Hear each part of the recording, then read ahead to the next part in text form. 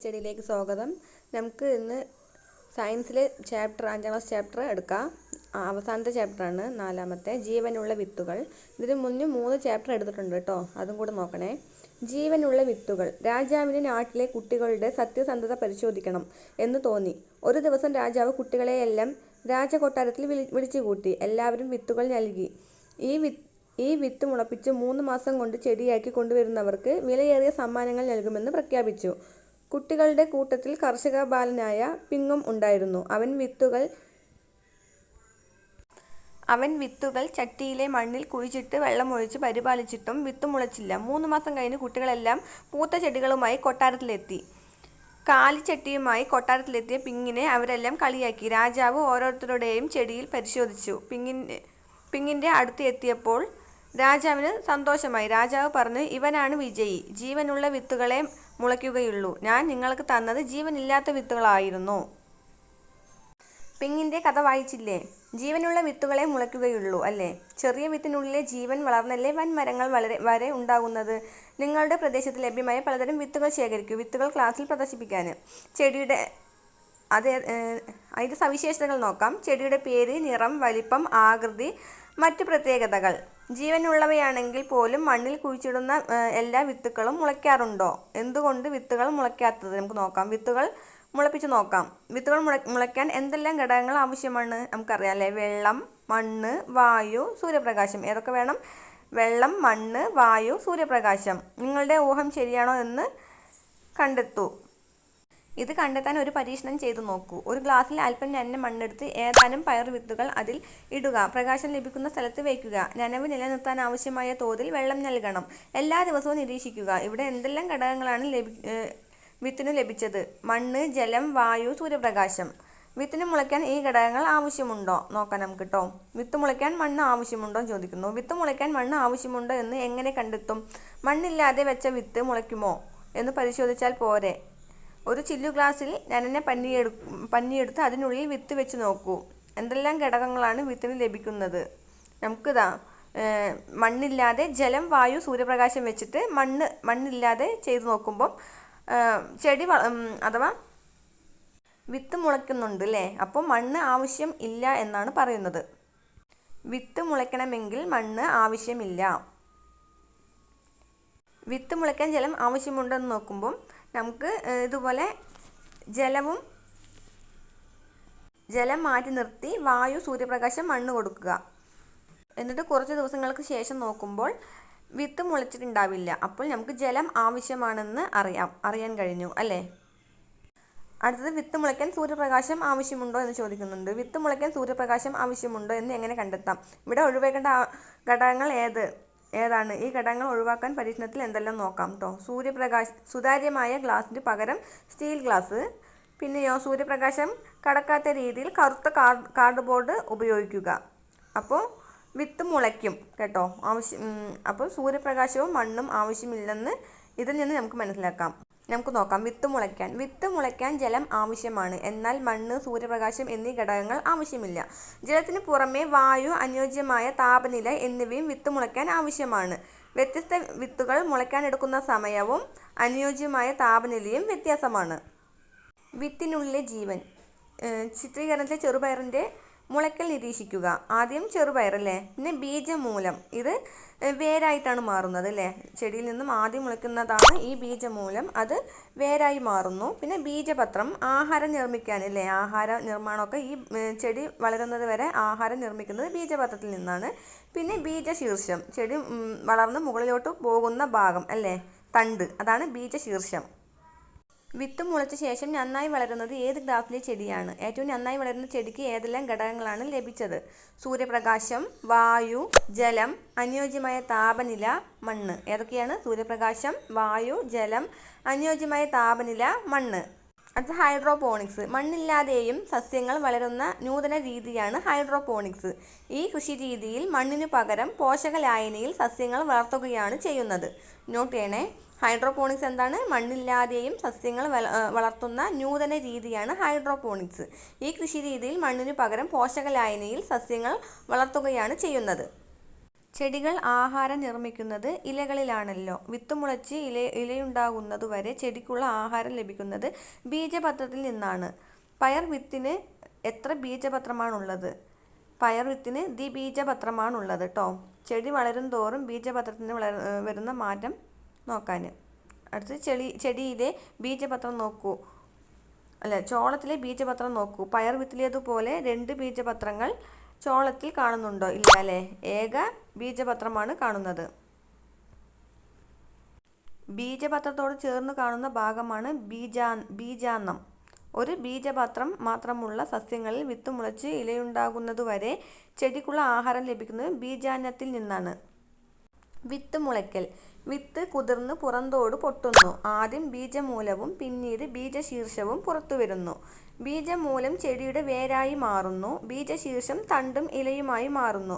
പൂർണ്ണതോതിൽ പ്രകാശ സംശ്ലേഷണം നടത്തുന്നതുവരെ ബീജപാത്രത്തിലോ ബീജാന്നത്തിലോ കരുതിവെച്ച ആഹാരമാണ് വളർന്നു വരുന്ന സസ്യം ഉപയോഗിക്കുന്നത്. എന്താണ് വിത്ത് മുളയ്ക്കൽ? വിത്ത് കുതിർന്ന് പുറന്തോട് പൊട്ടുന്നു. ആദ്യം ബീജമൂലവും പിന്നീട് ബീജശീർഷവും പുറത്തുവരും. ബീജമൂലം ചെടിയുടെ വേരായി മാറുന്നു. ബീജശീർഷം തണ്ടും ഇലയുമായി മാറുന്നു. പൂർണ്ണതോതിൽ പ്രകാശ സംശ്ലേഷണം നടത്തുന്നതുവരെ ബീജപാത്രത്തിലോ ബീജാന്നത്തിലോ കരുതിവെച്ച ആഹാരമാണ് വളർന്നു വരുന്ന സസ്യം ഉപയോഗിക്കുന്നത്. അടുത്തത് വിത്തുകൾ പലയിടങ്ങളിൽ. ഞാവൽ മരവും പക്ഷിയും തമ്മിലുള്ള സംഭാഷണം ശ്രദ്ധിക്കാൻ. ഞാവൽ: നീ എന്തിനാണ് എൻ്റെ പഴം തിന്നുന്നത്? പക്ഷി: നിൻ്റെ പഴം തിന്ന് വിശപ്പടക്കുക മാത്രമല്ല ഞാൻ ചെയ്യുന്നത്, വിത്ത് പല സ്ഥലങ്ങളിലും എത്തിക്കുന്നുമുണ്ട്. ഞാവൽ: നീ ഇല്ലെങ്കിൽ എൻ്റെ വിത്ത് താഴെ വീണ് മുളയ്ക്കില്ലേ? പക്ഷി: ഇത്രയും അധികം വിത്തുകൾ നിന്റെ ചുവട്ടിൽ വളരാൻ വേണ്ട സ്ഥലമുണ്ടോ? അല്ലേ.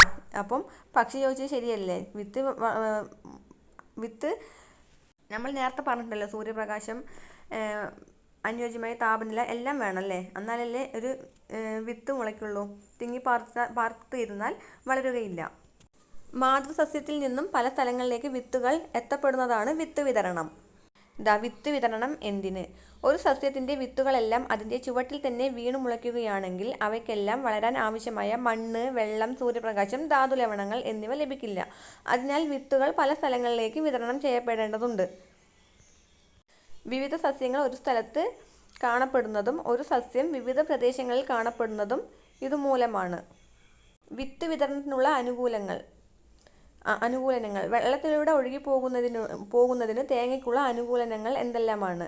കുറച്ച് ദിവസങ്ങൾ വെള്ളത്തിൽ കിടന്നാലും ചീഞ്ഞു പോവില്ല. തൊണ്ടിൽ വായു നിറഞ്ഞു നിൽക്കുന്നത് കൊണ്ട് വെള്ളത്തിൽ പൊങ്ങിക്കിടക്കും. അപ്പൂപ്പൻ താടി കാറ്റിൽ പറക്കാൻ കാരണം എന്താവും? ജന്തുക്കളും പക്ഷികളും ആഹാരമാക്കുന്ന ഏതെല്ലാം ഫലങ്ങളാണ് നിങ്ങൾക്ക് ചുറ്റുമുള്ളത്? ഈ ഫലങ്ങൾക്ക് പക്ഷികളെ ആകർഷിക്കുന്നതിനുള്ളത് എന്തെല്ലാം പ്രത്യേകതകളാണ് ഉള്ളത് ചോദിച്ചാൽ മാംസങ്ങളായ ഭാഗങ്ങൾ, പിന്നെ മണം, നിറം, രുചി, വലിപ്പം.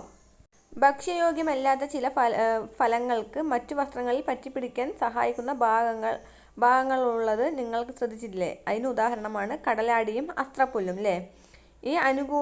ഈ അനുകൂലങ്ങൾ വിത്ത് വിതരണത്തിന് സഹായമാകുന്നത് എങ്ങനെ? പാകമാകുമ്പോൾ പൊട്ടിത്തെറിച്ച് വിത്ത് വിതരണം ചെയ്യുന്ന ഏതെല്ലാം സസ്യങ്ങൾ നിങ്ങൾക്കറിയാൻ ചോദിച്ചാൽ റബ്ബർ, കാശിത്തുമ്പ, വെണ്ട. നിങ്ങളുടെ ചുറ്റുപാടുകൾ നിരീക്ഷിച്ച് വിവിധ സസ്യങ്ങളുടെ വിത്ത് വിതരണ രീതി കണ്ടെത്താൻ.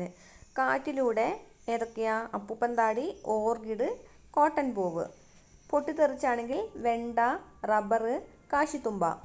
വെള്ളത്തിലൂടെയാണെങ്കിൽ തെങ്ങ്, താമര, ആമ്പൽ. മൃഗങ്ങളിലൂടെയാണെങ്കിൽ പേര, റംബൂട്ടാൻ, മാങ്ങ.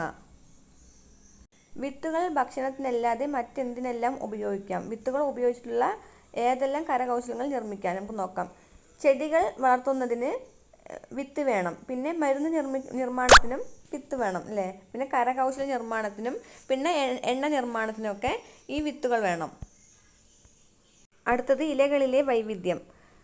പച്ചപ്പുള്ള ഭാഗങ്ങൾ നഷ്ടപ്പെട്ട ഈ ഇലകളിൽ അവശേഷിക്കുന്നത് എന്താണ്? ഇലയിലേക്ക് ജലം എത്തിക്കുന്നതും ഇലകളിൽ നിന്ന് ആഹാരം കൊണ്ടുപോകുന്നതും ഈ ഭാഗങ്ങൾ വഴിയാണ്. ഇവയാണ് ഇലകളിലെ സിരകൾ. 2 ഇലകളിലെയും സിരകൾ വിന്യസിച്ചിരിക്കുന്നത് ഒരുപോലെയാണോ? ആദ്യത്തെ ചിത്രത്തിൽ ഇലയുടെ മധ്യഭാഗത്ത് ഇലഞ്ഞെട്ടിൽ അഗ്രഭാഗം വരെ നീണ്ടുപോകുന്ന പ്രധാന സിര നോക്കൂ. അതിൽ നിന്നും പുറപ്പെടുന്ന അനേകം ചെറിയ ശാഖകൾ പരസ്പരം ബന്ധപ്പെട്ട് വലക്കണ്ണികൾ പോലെ കിടക്കുന്നത് കണ്ടില്ലേ? ഇതാണ് ജാലികാ സിരാവിന്യാസം. ഒന്നാമത്തെ ഇത് ഏതാണ്? ജാലികാ സിരാവിന്യാസം. രണ്ടാമത്തെ ചിത്രത്തിലെ ഇലകളിലെ സിരകൾ എല്ലാം പരസ്പരം കൂട്ടിമുട്ടാതെ ഇലകളിൽ നെറ്റിൽ നിന്ന് തുടങ്ങി സമാന്തരമായി അഗ്രഭാഗത്ത് എത്തി യോജിക്കുന്നത് കണ്ടില്ലേ? ഇതാണ് സമാന്തര സിരാവിന്യാസം. ഒന്നാമത്തെ ജാലികാ സിരാവിന്യാസം, രണ്ടാമത്തെ സമാന്തര സിരാവിന്യാസം. ജാലികാ സിരാവിന്യാസത്തിന് ഉദാഹരണം പ്ലാവും, സമാന്തര സിരാവിന്യാസത്തിന് ഉദാഹരണം മുള. അടുത്ത് നമുക്ക് അതിൽ നിന്ന് പ്ലാവിൻ്റെയും പുൽച്ചെടി മുളയുടെയും 2 ചെടികൾ തന്നിട്ടുണ്ട്. നമുക്ക് നോക്കാം. ചിത്രങ്ങൾ ശ്രദ്ധിച്ചല്ലോ. പ്ലാവിൻ്റെ വേരിൻ്റെ പ്രത്യേകത എന്ത്? പ്ലാവിൻ്റെ തായ്വേരും പുൽച്ചെടിയുടെ ഞാരുവേരുമാണ് കേട്ടോ വ്യത്യാസം. പ്ലാവിലെ വേരുപടലത്തിൽ കാണ്ഡത്തിൽ നിന്നും താഴേക്ക് വളർന്നിരിക്കുന്ന വലിപ്പം കൂടിയ ഒരു വേരു കാണുന്നില്ലേ? ഈ വേരാണ് തായ്വേര്. ഈ വേരിൽ നിന്നുമാണല്ലേ മറ്റു ചെറിയ വേരുകൾ വളർന്നിരിക്കുന്നത്, അല്ലേ? പുൽച്ചെടിയുടെ വേരുപടലത്തിൽ പ്ലാവിലേതുപോലെ വലിപ്പമുള്ള ഒരു പ്രധാന വേര് കാണുന്നില്ലേ?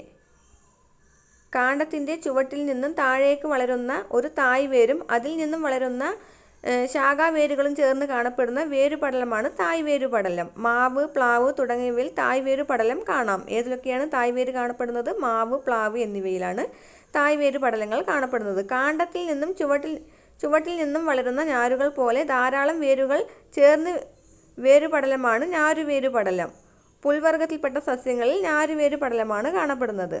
അതിന് ചില ഉദാഹരണം: പയറിൽ കാണപ്പെടുന്നത് ജാലികാ സിരാവിന്യാസം, അതിൽ വേരുപടലം തായ്വേരുപടലമാണ്. പുൽച്ചെടിയിലാണെങ്കിൽ സിരാവിന്യാസം സമാന്തരികമാണ്, വേരുപടലം ഞാരുവേരാണ്. പ്ലാവിൽ ജാലികാ സിരാവിന്യാസം, വേരുപടലം തായ്വേരുപടലം. തെങ്ങിൽ സിരാവിന്യാസം സമാന്തരികമാണ്, വേരുപടലം ഞാരുവേര്.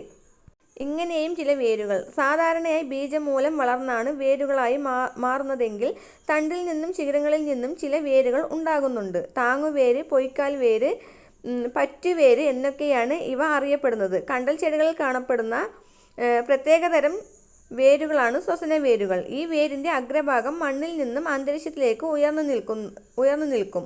വാതക വിനിമയത്തിന് സഹായിക്കുന്നത് കൊണ്ട് ഇവ ശ്വസന വേര് എന്നറിയപ്പെടുന്നു. താങ്ങുവേര് പറയുമ്പോൾ ആൽമരം അല്ലേ? പൊയ്ക്കാൽ വേര് പറയുമ്പോൾ ആറ്റുകൈത. പറ്റുവേര് പറയുമ്പോൾ മരവാഴ അല്ലേ? ശ്വസന വേരുകൾ പറയുമ്പോൾ കണ്ടൽക്കാടുകളുടെ ഉദാഹരണം. കുറ്റിയത് പോവാതെ പല പ്രദേശങ്ങളിലും മുമ്പ് ഉണ്ടായിരുന്നതും ഇപ്പോൾ എണ്ണത്തിൽ കുറവ് വന്നിട്ടുള്ളതുമായ സസ്യങ്ങൾ ചിത്രങ്ങൾ നോക്കൂ. മുള്ളിലം തുമ്പ. ഇതുപോലെ നിങ്ങളുടെ നാട്ടിൽ എണ്ണത്തിൽ കുറവ് സംഭവിക്കുന്ന സസ്യങ്ങൾ ഏതെല്ലാം നെയ്താണ്. ഇത്തരം സസ്യങ്ങൾ ഒരു പട്ടിക തയ്യാറാക്കാൻ. ജീവികൾ എണ്ണത്തിൽ കുറഞ്ഞ് അവ ഭൂമിയിൽ നിന്നും ഇല്ലാതാകുന്നതാണ് വംശനാശം. ജീവികളുടെ സ്വാഭാവിക ആവാസം നശിക്കുന്നതാണ് ഇതിനൊരു കാരണം. സ്വാഭാവിക ആവാസങ്ങൾ സംരക്ഷിക്കേണ്ടത് ജീവികളുടെയെല്ലാം നിലനിൽപ്പിന് ആവശ്യമാണ്.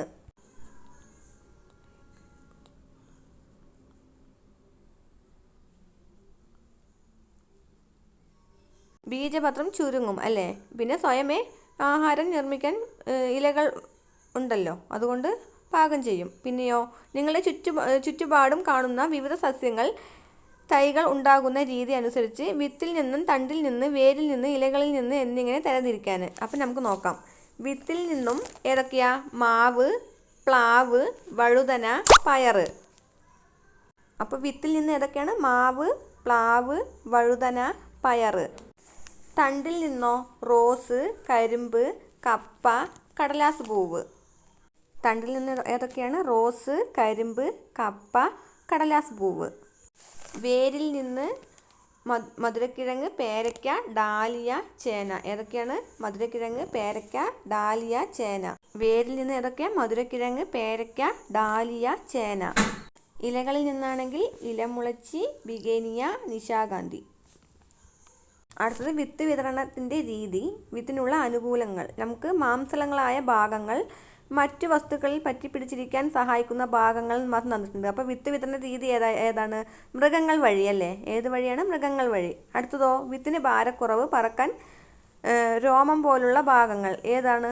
കാറ്റ് വഴി. ഏത് വഴിയാണ്? കാറ്റ് വഴി. ജലം വഴിയാകുമ്പോഴോ? ജലത്തിൽ ഒഴുകാനുള്ള കഴിവ്. വെള്ളത്തിൽ ഇട്ടാലും ചീഞ്ഞു പോകില്ല അല്ലേ? പിന്നെയോ, പൊട്ടിത്തെറിച്ചിട്ടാകുമ്പം പഴങ്ങൾ പാകമാകുമ്പോൾ പുറം തോട് പൊട്ടി വിത്ത് പുറത്തേക്ക് തെറിക്കുന്നു. അത് പൊട്ടിത്തെറിച്ച്. അപ്പോൾ അത്രയേ ഉള്ളൂ നമ്മുടെ ചാപ്റ്റർ കേട്ടോ. ഇഷ്ടപ്പെട്ടാൽ ലൈക്ക് ചെയ്യണേ, ഷെയർ ചെയ്യണേ, സബ്സ്ക്രൈബ് ചെയ്യൂ. താങ്ക്